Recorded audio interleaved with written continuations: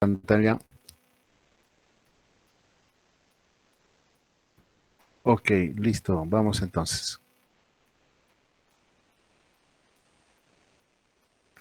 En la pasada clase habíamos comenzado este capítulo y estábamos viendo que hay dos maneras de observar cómo se mueven los fluidos. Una de esas maneras es el método de Lagrange, del cual ya habíamos argumentado de las ventajas y algunas desventajas que él tiene. Y también habíamos visto el método de Euler, que tenía sus peculiaridades. Este método, les recuerdo, decíamos que más bien utilizamos un artilugio para su análisis.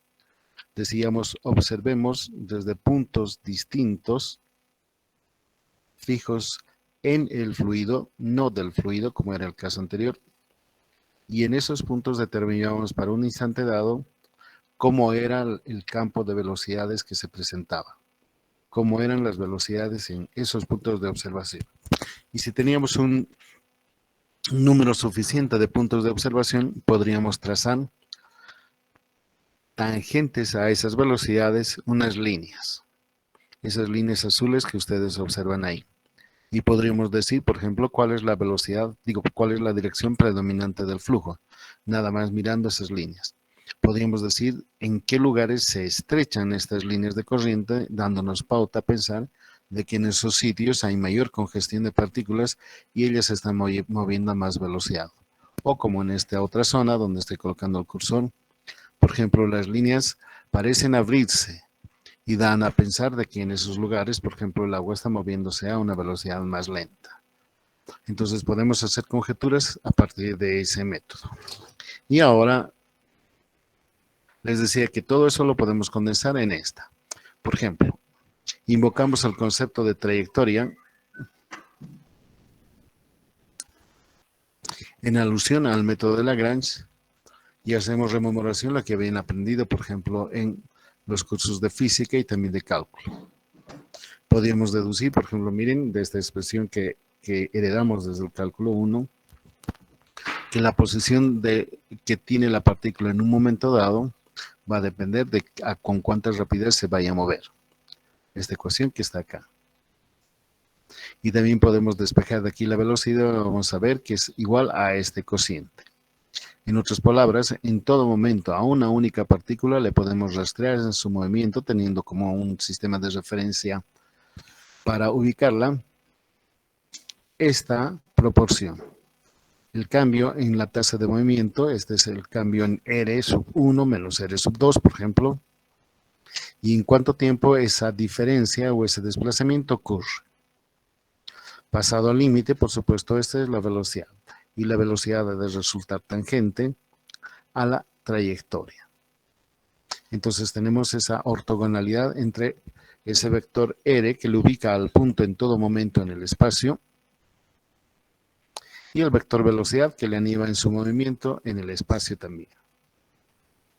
Y de aquí para adelante vamos a nosotros denominar a la velocidad con la letra V, V y una flechita encima.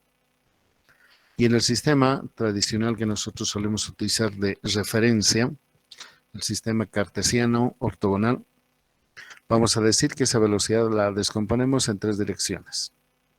Una dirección en dirección del eje X,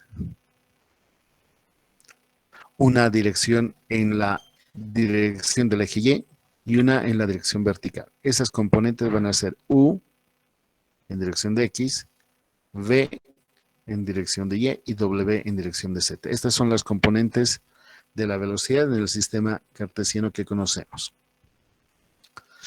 Y vamos a decir que de momento a momento estas componentes pueden variar conforme el movimiento sea uniforme o sea acelerado. En general vamos a decir que U depende de la posición que tenga la partícula X, Y y Z y en el momento que nosotros estemos estudiándola. V lo mismo, tiene una ubicación en el espacio y en el tiempo. W lo propio, puede estar sujeto a un movimiento acelerado, un cambio en el tiempo, y va a eso dar origen que también cambie su posición en el espacio. Entonces U, V y W son las componentes escalares de la velocidad en cada una de las direcciones. Aquí yo le he puesto el versor I, el versor J y el versor K para señalar esa calidad que les muestro. Pero también es posible este análisis, si acaso lo estamos haciendo en el espacio, también abordarlo en forma escalar. Por ejemplo, a semejanza del diferencial del radio vector que lo ubica una partícula que se está moviendo en el espacio, tenemos aquí un análisis símil, pero en dirección del eje X.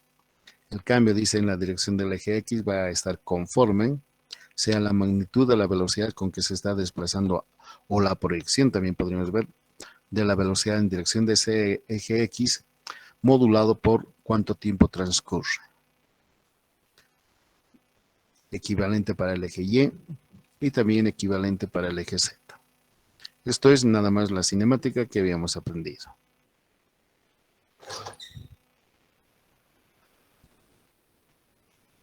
Para el caso de una partícula, digo un grupo de partículas como un fluido que se está desplazando en el espacio, tenemos el equivalente al del Lagrange, al método de Euler. Pero no son trayectorias con que se denomina a este camino que va a recorrer, entre comillas, una partícula, sino más bien son líneas de corriente. El concepto es diferente. Miren, en un instante dado es como si sacáramos una foto de la corriente del agua en un río, por ejemplo. Sacamos una foto y podemos trazar tangentes a las velocidades de las partículas, muchas partículas, las partículas que nosotros querramos en número. Y pasamos con una línea azul, la línea que resulta tangente a la velocidad. Si unimos ellas, se llama línea de corriente. Este es el método de Euler. Nos permite tratar un montón de partículas. En cambio, el otro método no. Era una partícula que les rastreábamos en su movimiento conforme va transcurriendo en tiempo. La ecuación, a diferencia de la vectorial que hemos visto, la ecuación de una línea de corriente es esta que acá les escribo.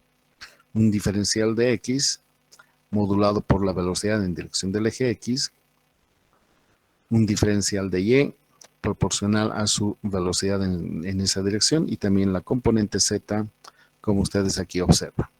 Entonces, si nosotros resolvemos esta ecuación diferencial, reconstruimos la línea de corriente. Van a ver, para lo sucesivo, de que este recurso del método de Euler y las líneas de corriente suele ser, en la más de las veces, de mayor utilidad que el método de Lagrange. Pero ya les había dicho, con el poder de las computadoras, va recobrando su validez aquella. Y aquí había puesto una nota para ustedes. Y aquí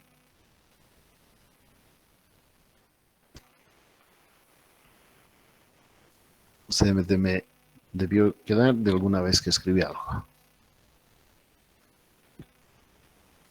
Van a tomar en consideración esto que acá les escribo. Una línea de corriente es tangente al vector velocidad. En un instante dado. ¿Ya? Siempre la velocidad va a ser tangente a la línea de corriente y lo recíproco. Lo otro. Por un punto de fluido, solo se puede hacer pasar una línea de flujo en un instante dado. Y eso es una consecuencia de la geometría. Recuerden lo que dice en un punto, la geometría lo dice, en un punto dado solamente es posible trazar una y solo una tangente. Y si eso es así, también una y única perpendicular a ella. Solamente dicen eso es posible. Y heredan esta propiedad las líneas de corriente. Pero si transcurre un tiempo posterior, podemos haber sacado una foto después. Claro que evidentemente en el punto aquel no va a ser la misma, no vamos a tener la misma velocidad, puede ser otra. Lo otro que señala, dos líneas de corriente nunca se interceptan, a menos que las velocidades sea infinita o la velocidad sea cero. Pero estos dos casos no son útiles para nosotros. Entonces, dos líneas de corriente nunca se cortan, es una herencia de lo que se propugna en el punto anterior. Solamente puede haber una tangente. Lo otro que también se se establece es que las líneas fijas de un flujo son líneas de corriente. A ver si es que puedo dibujar. Un minutito, espérame.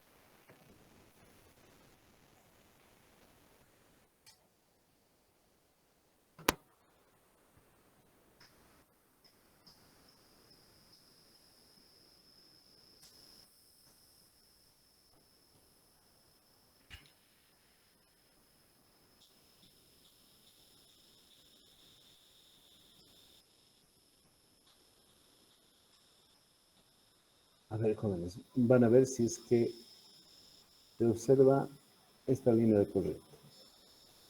Lo que estoy dibujando.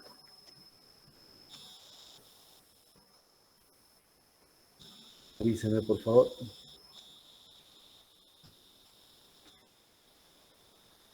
No estoy en mi laptop, por eso les pido, por favor, avísenme.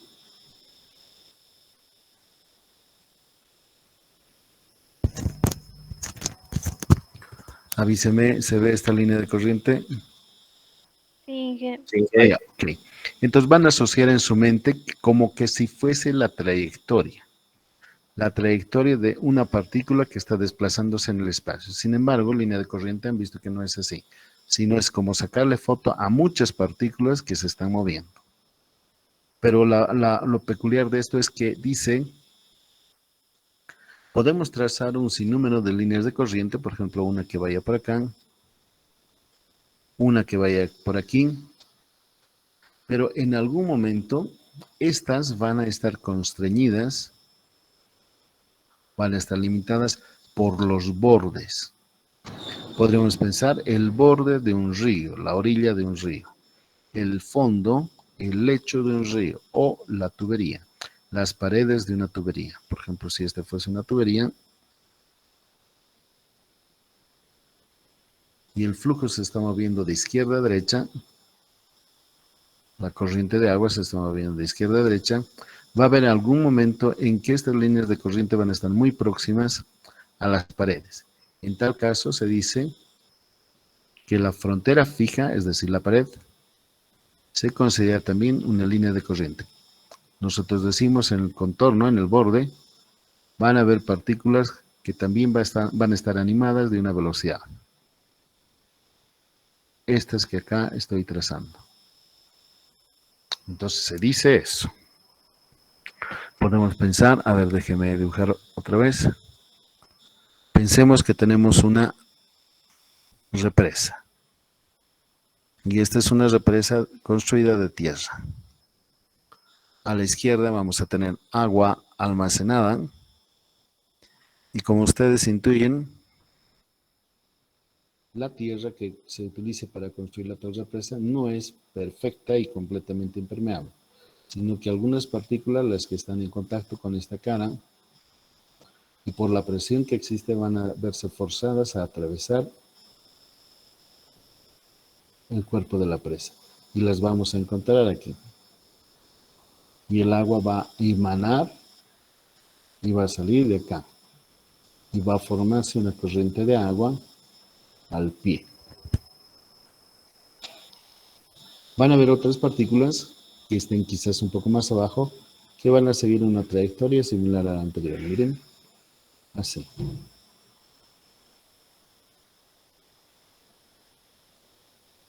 Posteriormente, esto cuando estudien en suelos, habrá de llamarse líneas de corriente o les van a llamar también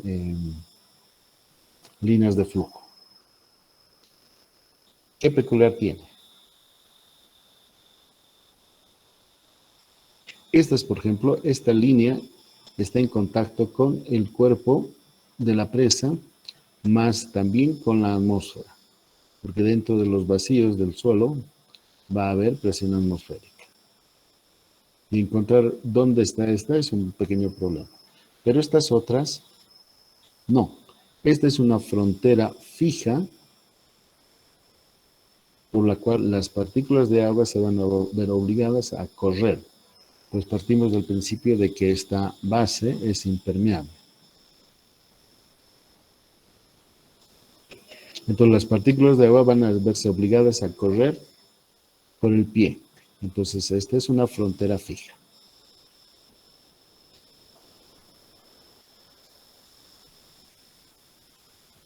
Y en el curso, a lo largo del curso, vamos a enumerar algunos otros ejemplos. ¿Pero qué quiere eso? Una línea de corriente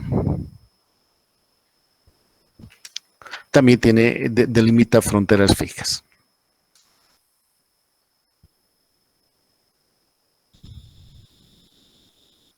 Ok.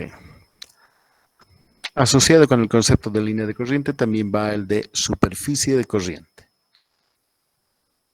Miren, las líneas de flujo son estas verdes que ustedes observan.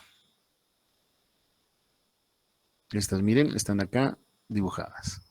Pero si ellas se apoyasen sobre una curva en particular, por ejemplo esta azul que ustedes observan, podríamos imaginarnos que constituyen las líneas verdes ahora una superficie de corriente.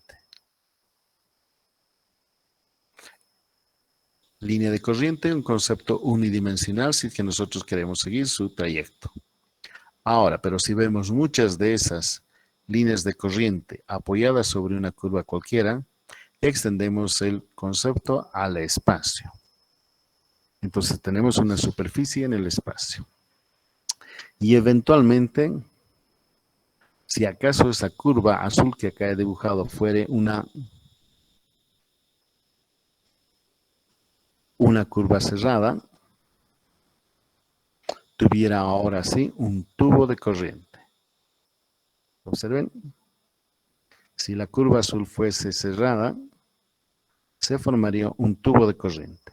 Esto quiere decir que todas las partículas, miren que están viajando aquí, lo están haciendo en un mismo sentido. Ahí, lo están haciendo de izquierda hacia derecha. Y por el concepto que les había dicho, de que solamente se puede trazar una y solo una tangente, no sería admisible el flujo en este sentido, no, ni tampoco el egreso. A un tubo de corriente no se le permite ni que ingrese ni que salga fluido. Toda la cantidad de masa, ahora estoy usando ese concepto, todo lo que ingresa por el lado izquierdo ha de tener que ingresar por el lado derecho. No hay posibilidad de flujo perpendicular a él. Ese es el concepto matemático de un tubo de corriente. No hay egresos ni ingresos a un tubo de corriente por esta propiedad que aquí les he dicho. Por un punto de fluido solo se puede hacer pasar una línea de flujo en un momento dado.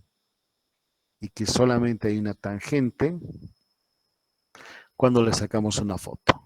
En razón de eso, nosotros podemos afirmar esto. Ok, pregúnteme si me he explicado bien.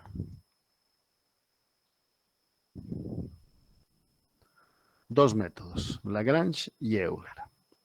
El primero, más adaptado para seguir el trayecto de cómo evoluciona una partícula en el espacio y en el tiempo, y más bien el otro, que tiene la aptitud o nos permite estudiar a un sinnúmero de partículas, pero de foto en foto. Sacamos fotos y vemos lo que ocurre, pero no podemos predecir lo que va a ocurrir en el próximo instante. No, tenemos que sacar una foto más y luego otra foto y luego otra foto, pero si son muchas, como les decía la pasada vez, va a ser como en el cine. Una sucesión con un delta T muy cercana nos da la sensación de movimiento. Eso es. Y ahora miraremos la ley de Castelli. Y para eso nos vamos a valer de lo siguiente. Vamos a imaginarnos una superficie. Esta como acá está dibujada. Esta superficie en el espacio. Y vamos a aceptar de que hay un flujo de agua o de cualquier otro fluido orientada por su vector. Miren, por este vector. Está ese flujo orientada por un vector. Y para un elemento diferencial como este que aquí estamos señalando, este es un elemento diferencial dentro de la superficie, una superficie que tiene perpendicular al vector, al versor n. Este versor n es unitario. Lo podemos calcular si acaso nosotros conocemos la ecuación de la superficie a partir de esta relación. Lo dividimos entre su módulo. Nosotros podemos calcular la gradiente de esta función y conocemos este vector. Y como les decía, no necesariamente la velocidad con este versor van a coincidir, sino que en el caso genérico va a haber una divergencia. A esa le vamos a llamar el ángulo alfa. Entonces luego vamos a decir, se define, aquí está, se define como el caudal que pasa a través de esta superficie como el flux. Este es el flux del vector velocidad. Esta integral es el flux en sentido matemático. El flux del vector velocidad que atraviesa esta superficie se entiende, o nosotros lo entendemos como el caudal. Pero por supuesto los colegas de ingeniería eléctrica utilizan el mismo concepto, pero esta vez no es velocidad, sino es corriente. Y ellos tienen también asociado al caudal, el caudal que nosotros manejamos como agua, también una intensidad de corriente. Entonces este es un concepto matemático que particularizado para el caso de la hidráulica del agua, en el caso nuestro es caudal. Entonces va así. El caudal matemáticamente se entiende como el flux del vector velocidad que atraviesa una superficie en un momento dado.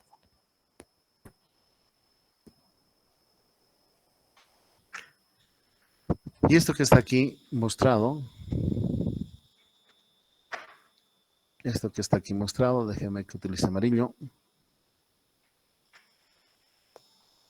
esta ecuación,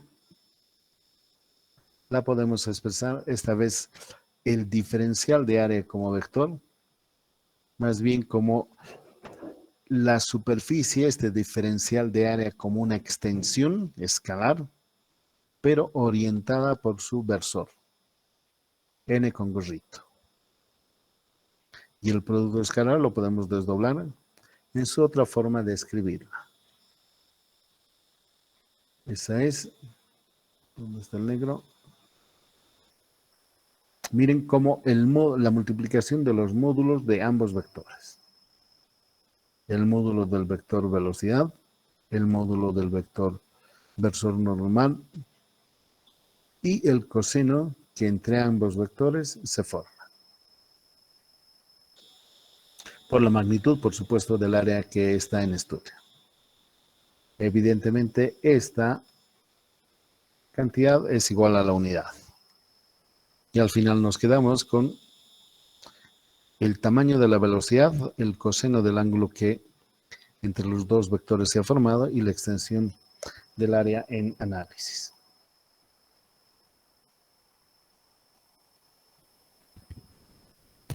Y ahora vamos a mirar qué tal si tenemos dos secciones ortogonales al flujo.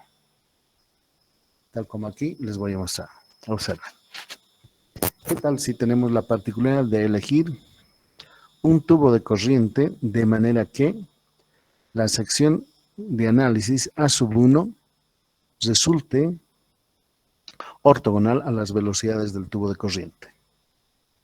En este caso, alfa entre n y b va a ser 0. No existe ángulo. Las dos resultan paralelas. Al igual que en el otro extremo. El área 2 tiene su versor n sub 2 que resulta paralelo al vector velocidad. En este caso, alfa sub 2 también es 0. Alfa sub 1 aquí. Y cuando obtengamos el coseno de ese ángulo, vamos a comprobar que es igual a la unidad. Y podemos ver, en base a la diapositiva esta, el caudal que está ingresando ha de ser igual a la multiplicación del tamaño de la velocidad de su módulo por la superficie. Y está aquí. El caudal que ingresa por este lado ha de ser calculado como la velocidad y el área respectiva. E independientemente, si miramos al otro lado, semejante proporción podemos nosotros establecer. El caudal 2 que sale por esa superficie ha de ser a la velocidad con que lo haga, multiplicado por cuán grande esa área es. Entonces tenemos dos expresiones independientes. Y ahora invocamos la propiedad de tubo de corriente. Ya habíamos dicho, si es un tubo de corriente, no se admite que ingresa ni que sale fluido por perpendicular a él. Por lo tanto, el caudal de la izquierda es igual al caudal de la derecha.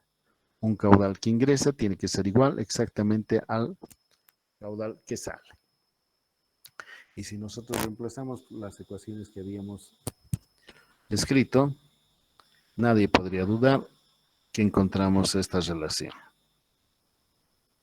Entonces a esta se la llama en homenaje a quien lo propuso como la ley de Castelli. Y sirve y funciona. Para la mayoría de los casos en la carrera, las aplicaciones, esta ecuación funciona. Pero hay casos recónditos en los cuales nosotros tenemos que modificar esa ecuación ligeramente para poder considerar problemas. Por ejemplo, si hiciésemos otro análisis, veríamos que tuviéramos que añadir la densidad del fluido a ambos lados para darle mayor potencia. Esto es para el caso en que el fluido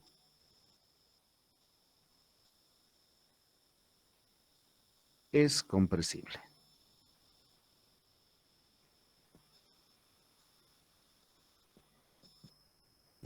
Si el líquido o el fluido consideramos como compresible, entonces tenemos que incluir en la ecuación a la densidad.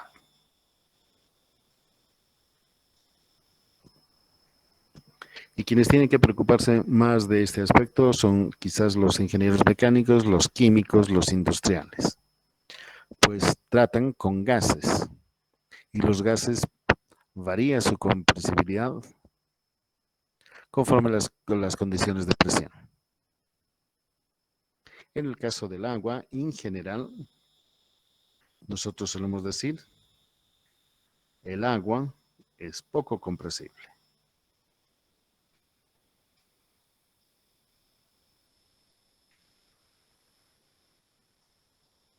De hecho, podríamos señalar inclusive de que densidad sub 1 es igual a densidad sub 2 en la ecuación de allá. Si ambas figuran a la izquierda y a la derecha del signo del regular, por supuesto que podemos simplificar. Entonces, en el 90%, tal vez 95% de los casos, nosotros podemos considerarle al agua como incompresible. Y podemos hacer omisión de esos dos elementos que aparecen izquierda y derecha de la igualdad. ¿Está entendido? Avíseme, por favor, jóvenes.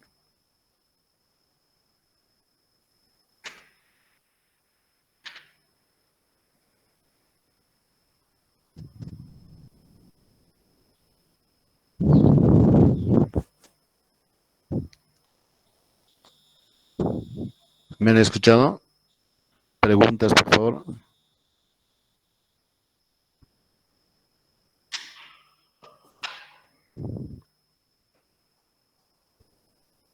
Nada, Alan Carlos. ¿Sí? Ya. Entonces me van a dar 10 minutitos para que pueda enviarle su formulario. 1 minuto, 10 minutos, espéreme.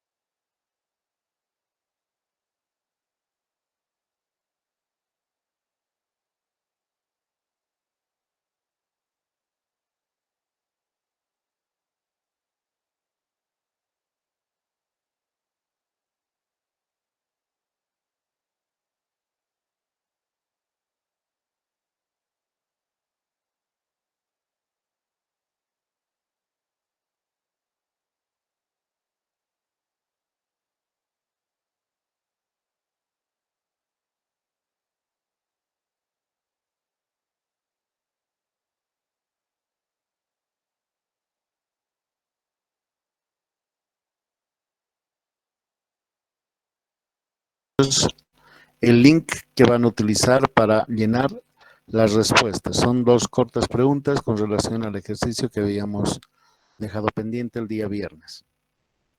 Remítanse al tablón de anuncios. Utilicen el link para llenar el formulario. Son 2 preguntas. Procedan antes de que se termine el tiempo, jóvenes.